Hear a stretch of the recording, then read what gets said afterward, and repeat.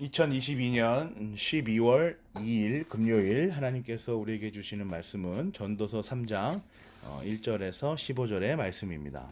오늘 본문은 전도자가 모든 일에는 다 때가 있다라는 것을 교훈을 기록한 본문입니다. 우리에게 이 본문은 너무 익숙한 말씀이죠.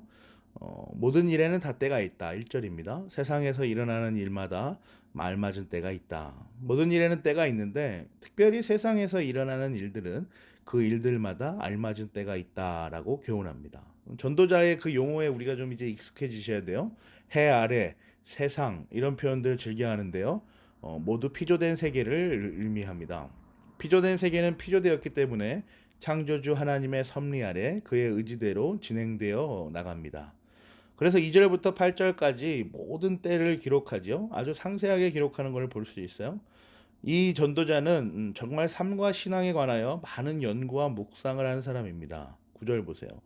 사람이 애쓴다고 해서 이런 일에 무엇을 더 보탤 수 있겠는가? 이러한 때들을 하나님께서 다 창조하시고 창조주께서 정하셨는데 피조된 존재인 사람이 무엇을 할 수 있겠냐라는 것이죠.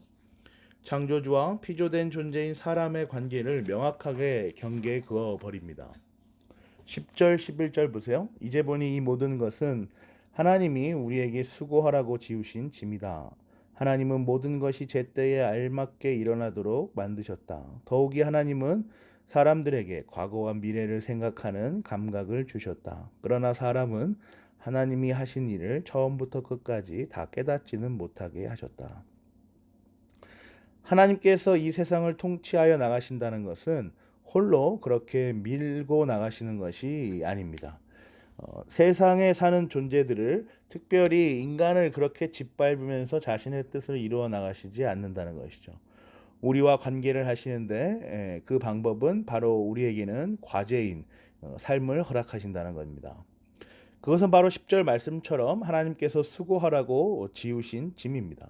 과제입니다. 반드시 해내야 하는 숙제인 것이죠. 잘 보세요. 이 과제는 잘하고 못하고는 중요하지 않습니다. 성적이 좋고 성적이 좋지 않고 나쁘고는 중요하지 않아요. 중요한 것은 반드시 해내야 하는 것이라는 겁니다. 하나님께서는 이 땅의 인생들에게 과제를 주시고는 그 과제를 충실하게 해내는지를 살펴보십니다. 그것이 바로 오늘 본문에 기록된 수고입니다. 그래서 우리는 수고해야 합니다. 이 수고를 하다 보면 우리는 하나님의 존재를 조금씩 일반 계시 안에서도 알아갈 수 있는 것이죠. 12, 13, 14, 15절 한번 보세요. 이제 나는 깨닫는다. 기쁘게 사는 것, 살면서 좋은 일을 하는 것, 사람에게 이보다 더 좋은 것이 무엇이랴? 사람이 먹을 수 있고 마실 수 있고 하는 일에 만족을 누릴 수 있다면 이것이야말로 하나님이 주신 은총이다. 이제 나는 알았다. 하나님이 하시는 모든 일은 언제나 한결같다. 거기에다가는 보탤 수도 없고 뺄 수도 없다. 하나님이 이렇게 하시니 사람은 그를 두려워할 수밖에 없다. 지금 있는 것 이미 있던 것이고 앞으로 있을 것도 이미 있는 것이다. 하나님은 하신 일을 되풀이하신다. 시간이 지남에 따라 하나님께서 정하신 그 기한이 도래함에 따라 우리는 깨닫습니다.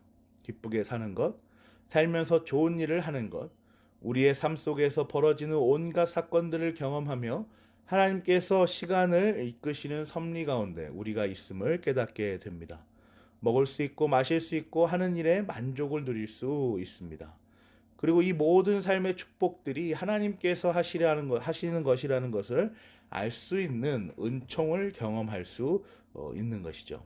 전도자는 전도자가 독자들을 이끌고 가는 걸 한번 보세요. 오늘 본문은 여기서 끝나지 않아요. 더 나아갑니다.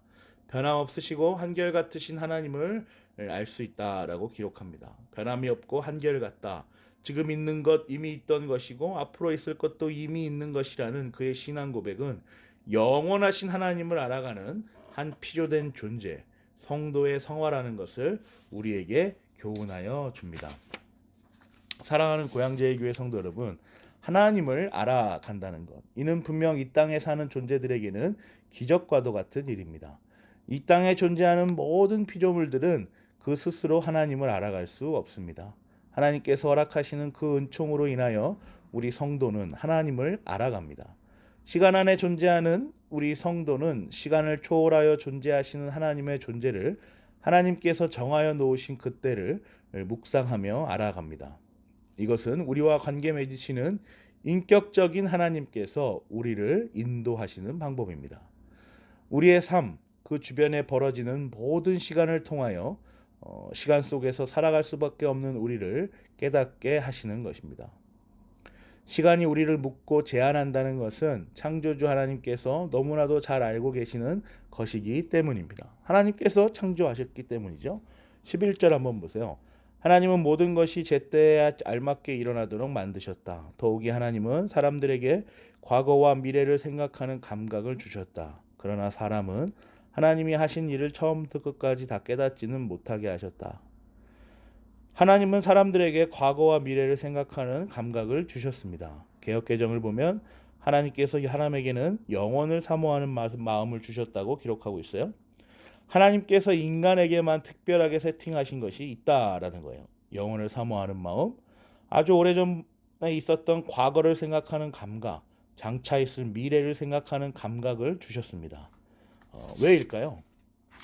바로 영원하신 하나님을 조금씩 알아갈 수 있도록, 말하자면 그런 장치를 해두신 것입니다. 이 장치를 통하여 하나님의 섭리와 그 영원하신 사역을 조금씩 알아갈 수 있는 것이죠. 영혼을 사모하는 마음을 통하여 과거와 미래를 생각하는 감각을 통하여 우리는 영원하신 하나님을 아주 조금씩 그 빛으로의 조명 아래 알아갈 수 있는 것입니다.